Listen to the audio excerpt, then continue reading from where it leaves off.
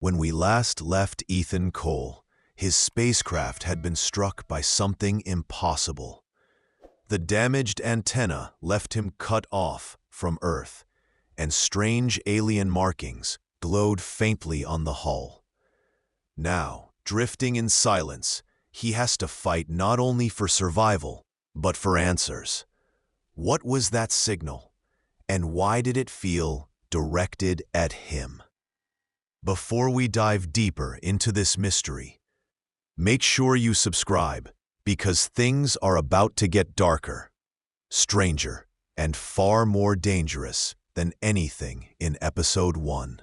Ethan's breath fogged inside his helmet as he checked the oxygen gauge. Each inhale reminded him the supply wasn't infinite. Astronauts know oxygen is life, but few realize how fragile it is in space. Every leak, every miscalculation could be fatal. He had used more than planned during his frantic repairs in Episode 1. Now, rationing became critical. Would you breathe deeply for calm, or shallow to stretch time? The smallest decision carried the weight of life and death. Inside the cockpit, the ship's navigation system flickered. Normally, star trackers lock onto constellations, comparing them to a database to guide the vessel. But tonight, the stars seemed wrong. Some coordinates shifted unpredictably, as if the sky itself was being rewritten. Was it a malfunction, or was something warping space around him? He ran diagnostics, fingers trembling. Lights blinked, failed, and returned, like a heartbeat on the edge of collapse. Was his ship betraying him, or warning him? Communication was supposed to be Ethan's lifeline. Even with delays, Earth could send guidance, comfort, orders. But now, the silence stretched endlessly. He rerouted power to the half-broken antenna, risking what little energy reserves he had left. Static filled the cabin, waves of noise washing over him. Then, for a fraction of a second, something emerged. A pattern, not random static, but a pulse, repeating like a message. Was it Earth trying to reach him, or something else entirely? The pattern returned, clearer this time. A series of long and short bursts, almost like Morse code. Ethan scribbled notes, matching the rhythm. It didn't fit human protocols, but it felt intentional, intelligent. His pulse quickened.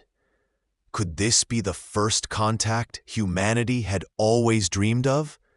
Or was it a lure, bait to pull him deeper into the void? Alone in the dark, he wondered, if you heard a signal no one else could, would you answer? Hours in zero gravity wear on the human body. Muscles weaken, bones lose density, and every small movement feels like swimming through molasses. Ethan strapped himself into the exercise harness, forcing his body to push against invisible resistance. Sweat floated in shimmering droplets around his face. Isolation gnawed at him, but discipline kept him sane. Yet even as he worked, he felt eyes on him, though there was no one else aboard. Stress, or something more sinister? Radiation meters ticked faintly in the background. Beyond Earth's magnetic shield, every astronaut faces a storm of invisible bullets from the cosmos. Prolonged exposure can damage DNA, increase cancer risk, even cloud the mind. Ethan checked the readings and froze. Levels had spiked dramatically after the alien markings appeared on his hull. Was the signal somehow altering the ship's shielding? Or was the hull itself no longer what it seemed? The unknown pressed closer, invisible and deadly. Ethan floated back to the viewing port, staring at the markings etched into the metal. They pulsed faintly, as though alive. He traced them with his gloved hand, and for an instant, the ship trembled.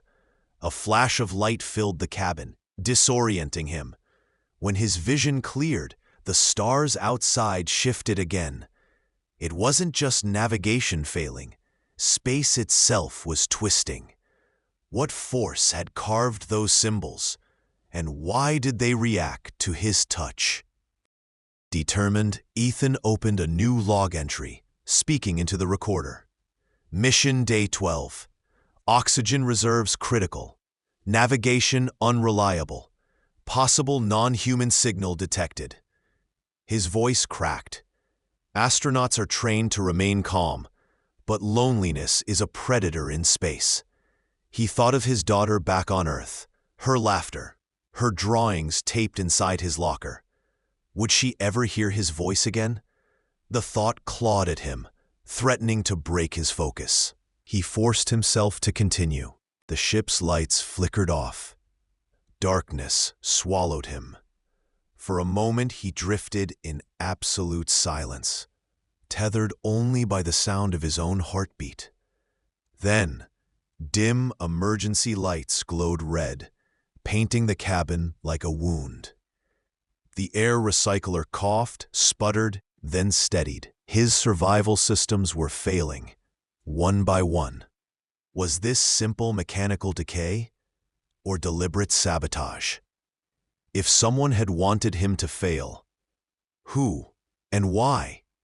The question burned hotter than fear itself.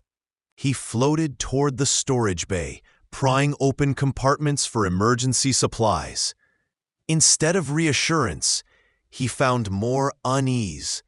Missing tools, tampered seals, a ration pack half opened. He wasn't alone when he launched. Someone had planned for this. Every astronaut trusts their crew on Earth with their life. But trust is fragile. If the mission had been sabotaged from the start, Ethan wasn't just facing the void. He was playing someone else's game. The signal returned, louder this time, shaking the panels. Ethan clutched the console as symbols appeared on his screen, symbols identical to those on the hull. They weren't random. They were instructions, coordinates. His navigation system overrode itself, aligning with a distant point beyond any planned course. His ship was being steered, not by him, not by Earth, but by something unknown. Would you follow a path laid out by alien hands, or fight against it? Ethan tried manual override. The joystick resisted, like the ship itself wanted to obey the signal. Sweat dripped into his eyes. "Not yet," he whispered, wrestling the controls. For a moment, the engine sputtered under his command, straining against the alien pull. But the harder he fought, the stronger the guidance became. It was no longer just data. It was a force. Was it trying to save him from disaster or drag him into one? Exhausted, Ethan slumped back in his seat, breathing shallow to save oxygen. He played the recording of the signal again. Beneath the coded pulses, he heard something new. A voice. Faint, distorted, but undeniably human. A woman's voice. He froze, heart hammering. Was it his daughter's? Or was it a trick designed to break him? The line between reality and hallucination blurred. If you heard someone you love calling from the stars, would you follow? The ship lurched violently. A shadow passed across the stars, enormous, blocking entire constellations. Ethan's jaw dropped as a structure, vast, alien, and silent, loomed ahead. The coordinates had led him here. His console lit up with warnings. Radiation overload, oxygen critical.